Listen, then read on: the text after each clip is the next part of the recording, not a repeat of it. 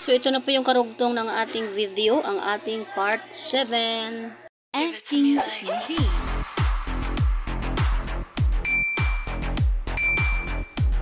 Ayan na.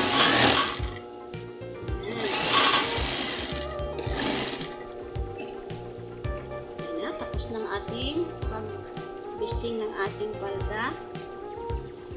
Yung din ang gagawin natin, ilagyan natin ng nuts dito para pag tapping natin, maganda siya. Ayan. Tapos ito, nakalabas. Dito tayo mag-tapping. Ito yung opening ng ating pocket, mga kananay, ha. Ayan.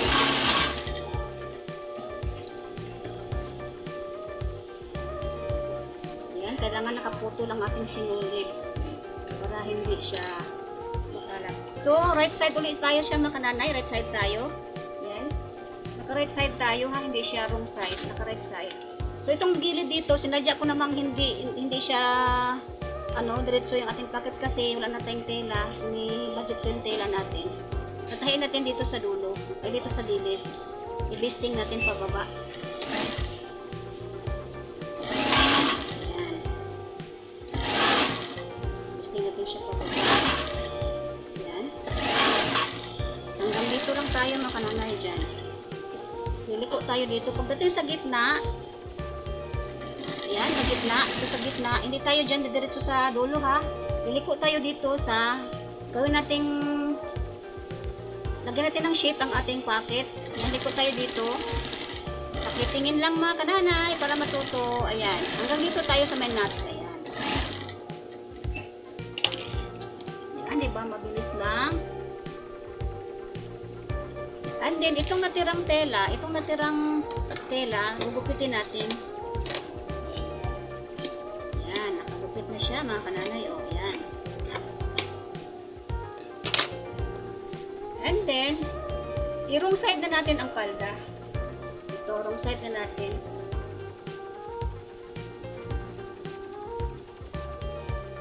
Ito, naka-wrong side na. Tapos, itong ating pocket sa ilalim, ito, i-tapping natin siya, mga kananay, para hindi makita yung nisnis. I-tapping natin, nakabaliktad na siya. O, i-tapping natin siya. Yan, tapping 1/4 para hindi lumabas yung ating nisnis ng ating tela. Yan. Kailangan natin bukutin yung mga mga kananay. Yan. Para malinis yung ating tahi. Para wala siyang hinulmul at walang nisnis. Yan. Yan, tapos na, mga kananay. Diba? Maganda ang ating tahi. Dito natin natrain ibabaw. Dito. I-tapping din natin itong ibabaw. Nakalimutan ko. Yan.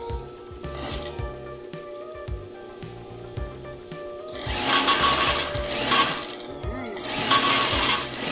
Tamang-tama ang cellphone dito, mga kananay. Mahaba. Malalim yung aking palda. Yung aking pocket.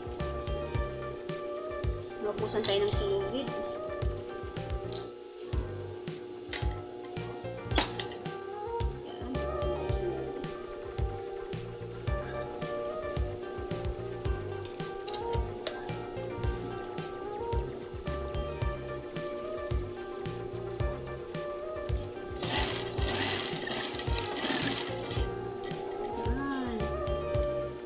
Na ang ating pocket.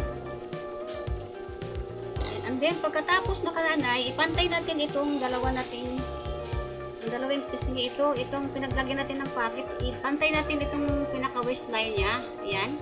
Pantay natin yan. Dahil naka-wrong side tayo, diba, mga kananay? And then, pagkapantay natin dito, pantay na rin yung ating baba nito. Itong pagitan ng ating pocket. Ayan, pocket. Ilabas natin yung ng pocket, yung pinaggupitan. Tapos dito, i-backstitch natin ito ng i-backstitch, mga 4 na backstitch. Kasi ito yung unang natatastas, mga kananay, yung sa experience ko. Ayan, 4 na backstitch. Ayan. And then, pababa na yung tahi natin, mga kananay. Pababa na yung tahi natin. Ayan.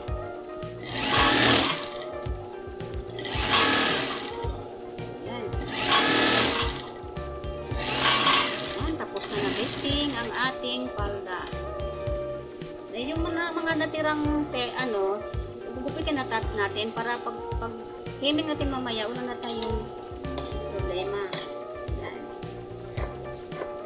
Talaga maiwasan ang abangan ng ating part 8, mga kabunsuan.